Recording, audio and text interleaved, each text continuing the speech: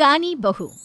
किशोरी लाल जी के बेटे राघव की शादी की बात जगह जगह चल रही थी, लेकिन किशोरी लाल जी को कोई लड़की पसंद ही नहीं आती थी।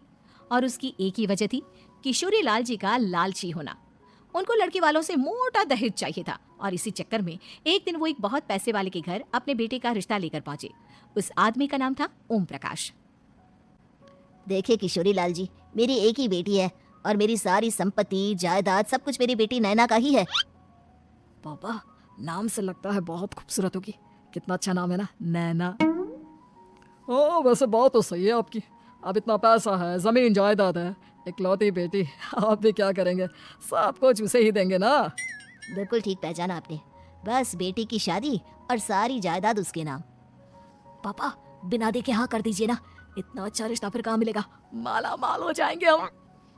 मैं अपनी बेटी को बुलाता हूँ। अरे नहीं नहीं नहीं नहीं, आपकी बेटी का नाम नैना है, सुनकर ही लगता है बहुत सुंदर होगी। रहने दीजिए अंकल, मैं तो आपकी बेटी के नाम से इतना खुश हो गया हूँ कि उसे बिना देखे शादी करने को तैयार हूँ। अब तो मैं उसका चेहरा सीधे शादी के बाद ही देखूंगा। और इस तरह राघव नैना का चेहरा नहीं देखता और उससे शादी कर लेता है। शादी के बाद अपनी सुहाग रात पर जब राघव नैना का घूंघट उठाकर देखता है तो नैना की आंखें बंद थी।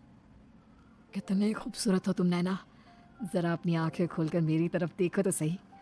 नहीं, मुझे शर्म आती है। अरे मैंने तुम्हें शादी से पहले भी नहीं देखा, और अब अगर तुम आंखें खोलकर मुझे देखोगी भी नहीं तो मुझे अच्छा कैसे लगेगा?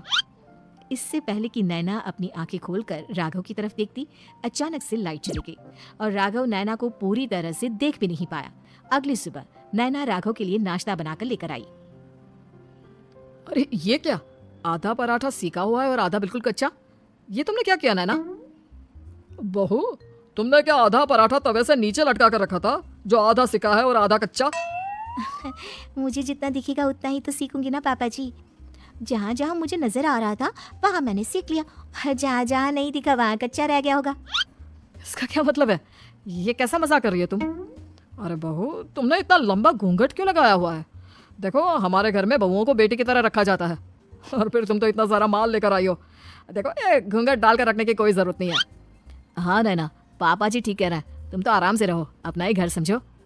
नैना अचानक से अपना घूंघट उठा लेती है। अरे ये क्या पापा, नैना की तो एक आंख फूटी हुई है।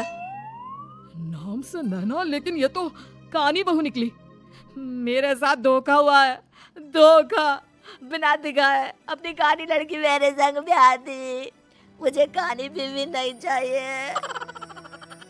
मुझे अभी ओम प्रकाश जी से बात करनी पड़ेगी। आखिर उन्होंने मेरे साथ ऐसा किया क्यों? अरे आप लोगों ने ही तो पापा से कहा था कि आप लोग शादी से पहले मुझे देखना नहीं चाहते। अब मेरे पापा पर क्यों इल्जाम लगा रहे हैं? अरे लेकिन उन्हें बताना तो चाहिए था ना कि तुम कानी हो, एक आंख से तुम्हें दिखाई नहीं देता। किशोरी लाल और राघव नाराज होकर ओम प्रकाश को अपने घर बुलाते हैं। पापा जी, ये आपने क्या किया? शादी से पहले बताया क्यों नहीं कि नैना की आंखों में परेशानी है? अरे आप ही ने तो लड़की देखने से मना कर दिया था। अरे लेकिन आप बता तो सकते थे। आपको तो हमारी बेटी की प्रॉपर्टी चाहिए थी, वो भी पूरी की पूरी। अब क्या हुआ अगर उसे आधा दिखाई देता है? प्रॉपर्टी तो आपको पूरी मिल गई ना। अरे ये क्या बात हुई? मेरी शादी प्रॉपर्टी से नहीं, आपकी बेटी से हुई है। अब ये तो पहले सोचना चाहिए था, तब तो मेरी प्रॉपर्टी देखकर तुम्हारी जुबान लप लपा रही थी। लेकिन मैं कानी लड़की को अपनी बीवी बनाकर नहीं रख सकता। पापा कुछ करिए ना आप। हाँ करता हूँ। देखिए ओम प्रकाश जी, आप हमारे साथ ऐसा नहीं कर सकते। और तुम देखो, अगर तुमने मेरी बेटी से शादी तोड़ी ना, तो जो भी प्रॉपर्टी मैंने तुम्हें दी है वो तो पूरी की पूरी वापस ले ही लूंगा, और आधी प्रॉपर्टी तुम्हारी भी लूंगा। अरे मेरी आधी प्रॉपर्टी भला क्यों लेंगे आप? इसलिए क्योंकि मेरी बेटी को आधा नजर आता है और उसकी नजर अभी तक तुम्हारी आधी जायदाद पर ही पड़ी है। अब तुम उसे घर से निकालोगे तो कुछ तो लेकर जाएगी ना। और अगर हम आपकी बेटी को अपने घर की बहू बनाकर रखे तो? तो तुम्हारी पूरी प्रॉपर्टी तुम्हारी ही रहेगी, और जो मैंने तुम्हें दिया है ना, उसमें से बस मैं आधा लेकर जाऊंगा। अरे लेकिन अब आप अपनी दी हुई प्रॉपर्टी में से आधी वापस क्यों लेकर जाएंगे, अगर मैं आपकी बेटी को अपनी पत्नी बनाकर रखने को तैयार हूं तो? इसलिए ताकि भविष्य में अगर तुम मेरी बेटी को धोखा दो तो उसके पास कुछ तो रहे जो पति का हो।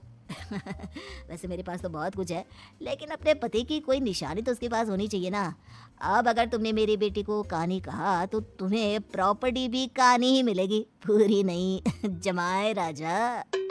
किशोरी लाल और राघव समझ चुके थे कि वो बुरी तरह फंस चुके हैं और अब उनके पास वहां से निकलने का कोई चारा नहीं है। अब समझ में आया ना, लालच बुरी बला होती है। एक तो तुम्हें प्रॉपर्टी मिली, ऊपर से बीवी मिली, उसमें तुम्हें नखरे भी दिखाने हैं। आए बड़े, चुपचाप बैठो तुम। कुछ दिनों के बाद नैना राघव की कार लेकर बाजार घूमने निकलती है और जब कार लेकर वापस आती है, अरे ये क्या, एक तरफ से मेरी गाड़ी पूरी खराब हो चुकी है। लगता है तुमने मेरी गाड़ी को किसी दूसरी गाड़ी के साथ एक्सीडेंट किया है। अरे अरे कितना बड़ा नुकसान कर दिया तुमने बहू। वो क्या है ना पापा जी, मुझे एक आंख से दिखाई नहीं दे रहा था, सामने से गाड़ी आ रही थी। मुझे तो सिर्फ आधा ही दिखाई दिया और वो गाड़ी मेरी कार से रगड़ते हुए निकल गई। अब मैं क्या करूं बताओ? अब इसे ठीक कराने के पैसे कौन देगा, तुम्हारे पापा? तुमने मुझसे इस तरह से बात की? अभी रुको। नैना राघव की शिकायत ओम प्रकाश को कर देती है। देखो राघव, अब जो मेरी आधी प्रॉपर्टी तुम्हारे पास थी ना, उसमें से आधी और मैं लेकर जाऊंगा, क्योंकि तुमने मेरी बेटी को डांटा। अरे नहीं नहीं पापा जी, गलती हो गई, माफ कर दो। गलती की तो कोई गुंजाइश ही नहीं। अगली बार मेरी बेटी को डांटा तो बची हुई आधी में से आधी और ले जाऊंगा। लालच के चक्कर में हम दोनों ने बहुत बड़ी गलती कर दी बेटा। एक तो तुम्हें कानी बहू मिली और ऊपर से जो माल मिला वो भी कारा। इस तरह राघव की हर एक गलती पर ओम प्रकाश उसकी प्रॉपर्टी का आधा आधा हिस्सा लेकर अपना सारा माल वापस ले गया और राघव को कानी बीवी से काम चलाना पड़ा। भाई लालच वाकई में बुरी बला है।